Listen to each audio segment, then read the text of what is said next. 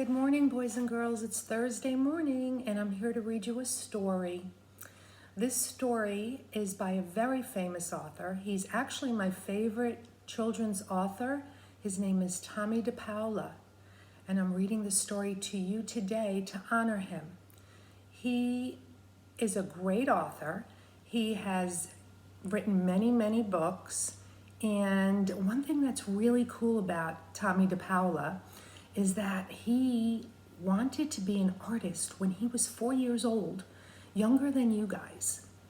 And he wanted to write books and he wanted to illustrate them. And guess what? He grew up and he did those very things. So if you're thinking of doing something now and wanting to be someone or something when you grow up, you just might be too, just like Tommy DePaola. He wrote a series of books with a main character called Strega Nona. This book is called Strega Nona. He wrote many other books with her as his main character. The setting of the story is Calabria, and that's a little town in Italy where his family is from. I hope you enjoy it. In a town in Calabria, a long time ago, there lived an old lady everyone called Strega Nona, which meant Grandma Witch. Although all the people in town talked about her in whispers, they all went to see her if they had troubles. Even the priest and the sisters of the convent went, because Strega Nona did have a magic touch. She could cure a headache with oil and water and a hairpin. She made special potions for the girls who wanted husbands, and she was very good at getting rid of warts. But Strega Nona was getting old, and she needed someone to help her keep her little house and garden, so she put up a sign in the town square.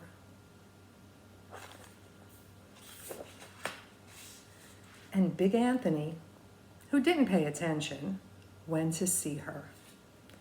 "Anthony," said Strega Nona, "you must sweep the house and wash the dishes. You must weed the garden and pick the vegetables. You must feed the goat and milk her, and you must fetch the water. For this I will give you 3 coins and a place to sleep and food to eat." "Oh, grazie," said Big Anthony. "The one thing you must never do," said Strega Nona, "is touch the pasta pot. It is very valuable, and I don't let anyone touch it." "Oh, see, yes," said Big Anthony. And so, as the days went by, Big Anthony did his work, and Strega Nona met with the people who came to see her for headaches and husbands and warts. Big Anthony had a nice bed to sleep in next to the goat shed, and he had food to eat. One evening, when Big Anthony was milking the goat, he heard Strega Nona singing. Peeking in the window, he saw Strega Nona standing over the pasta pot. She sang, "Bubble, bubble, pasta pot, boil me up some pasta nice and hot. I'm hungry and it's time to sup. Boil enough pasta to fill me up." And the pasta pot bubbled and boiled and was suddenly filled with steaming hot pasta. Then Strega Nona sang, "Enough, enough of pasta pot. I have my pasta nice and hot. So simmer down my pot of clay until I'm hungry another day." "How wonderful," said Big Anthony. "That's a magic pot for sure." And Strega Nona called Big Anthony in for supper. But too bad for Big Anthony, because he didn't see Strega Nona blow 3 kisses in the magic pasta pot.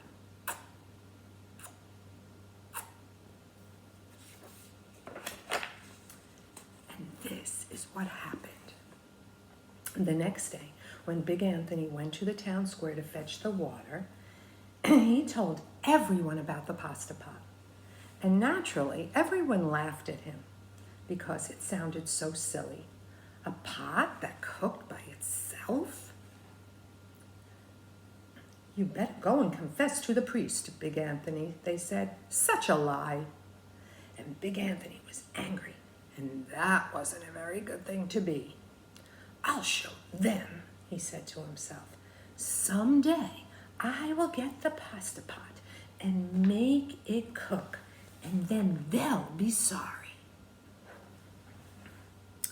That day came sooner than even Big Anthony would have thought, because 2 days later, Strega Nona said to Big Anthony, Anthony, I must go over the mountain to the next town to see my friend Strega Amelia.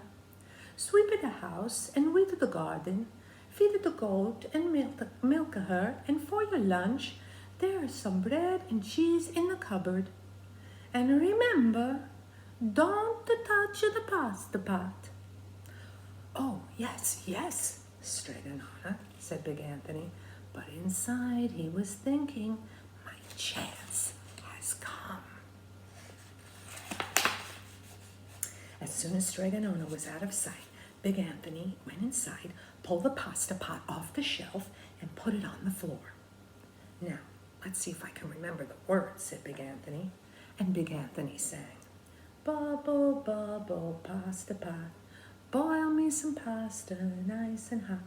I'm hungry and it's time to sup. Boil enough pasta to fill me up. And sure enough, the pot bubbled and boiled and began to fill up with pasta. Aha, said Big Anthony, and he ran to the town square, jumped on the fountain, and shouted, Everyone, get forks and plates and platters and bowls. Pasta for all at Strega Nona's house.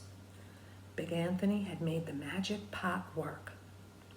Of course, everyone laughed, but ran home to get forks and plates and platters and bowls. And sure enough, when they got to Strega Nona's, the pasta pot was so full it was beginning to overflow.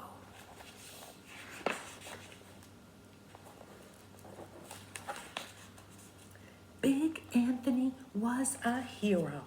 He scooped out pasta and filled the plates and platters and bowls.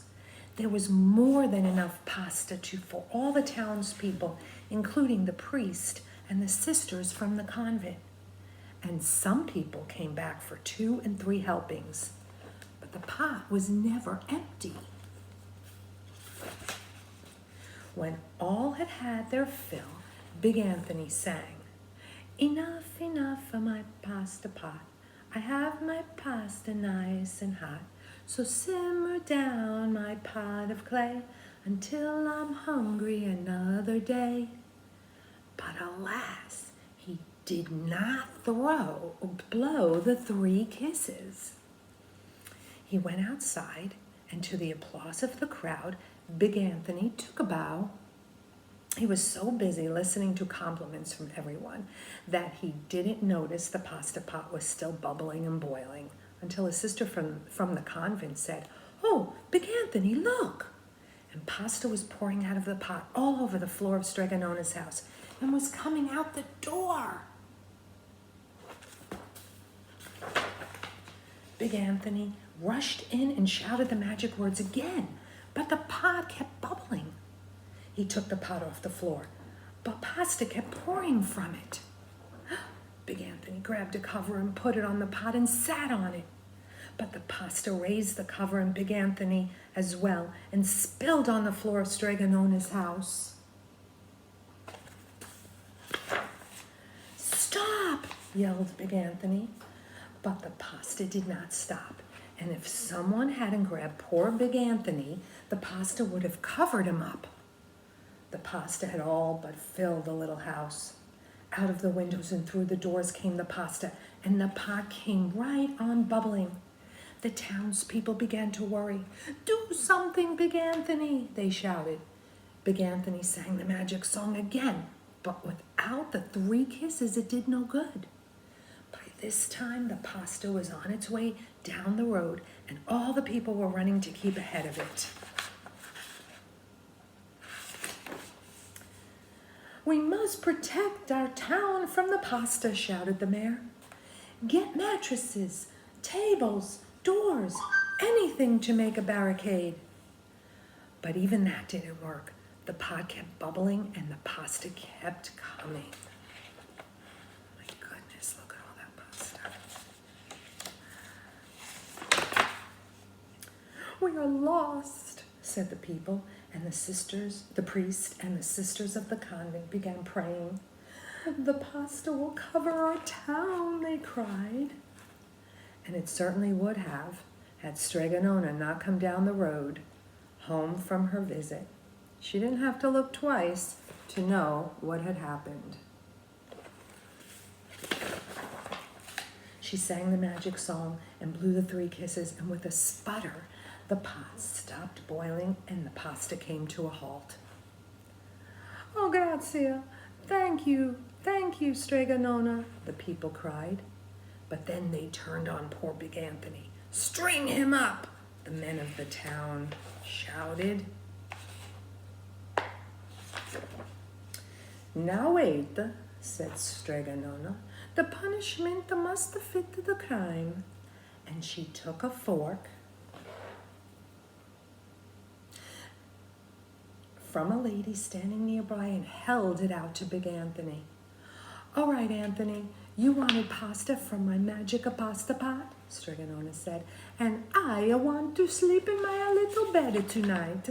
So start eating. And he did. Poor Big Anthony.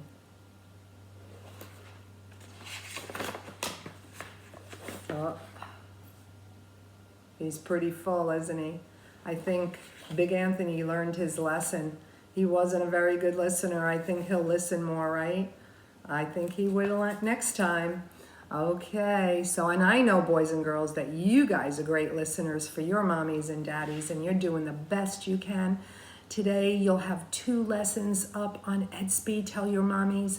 One is going to be about ladybugs again. You're going to reread that story that you did that great vocabulary lesson on yesterday. You guys did a great job sketching those words. Really, really good artists, just like Tommy DePaula. You guys are great artists. So today you're just going to answer a couple of a question. You're going to think about 2 things you learned about ladybugs from that text. And for math, it's going to be a fun art kind of day.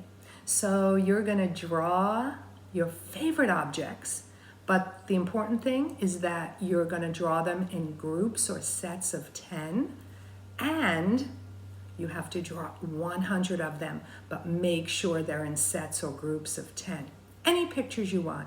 Tell your mommies and daddies to put that up on EdSpeed. Take a picture, and we'll get to see it. Okay, love you guys. Have a great Thursday. I miss you, and hope to see you soon.